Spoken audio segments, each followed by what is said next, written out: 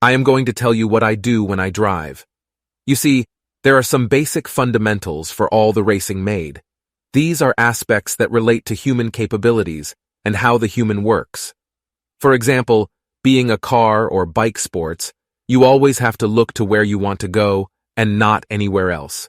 Your focus should be on where you want to go. Let's say you are not in focus because the race is on a slower pace.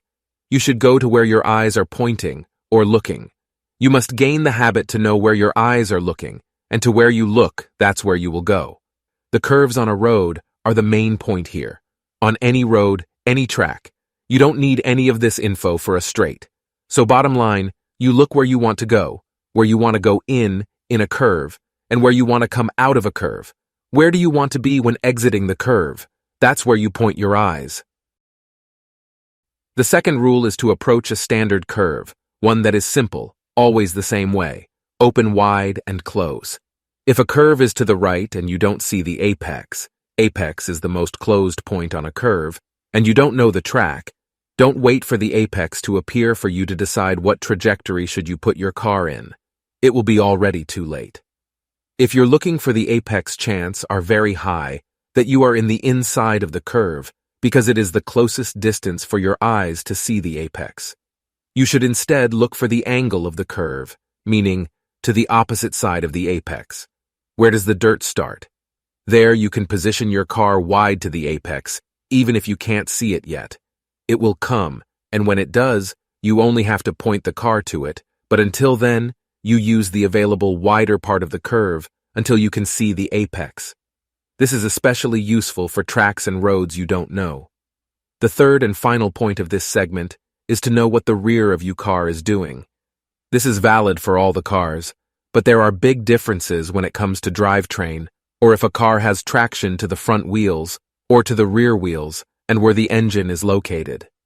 Then there are specific differences when it comes to brands and their assembly of components, engine, distance between driver and engine, etc. Let's start simple. Let's assume you drive an FR car, engine in the front, power to the rear wheels.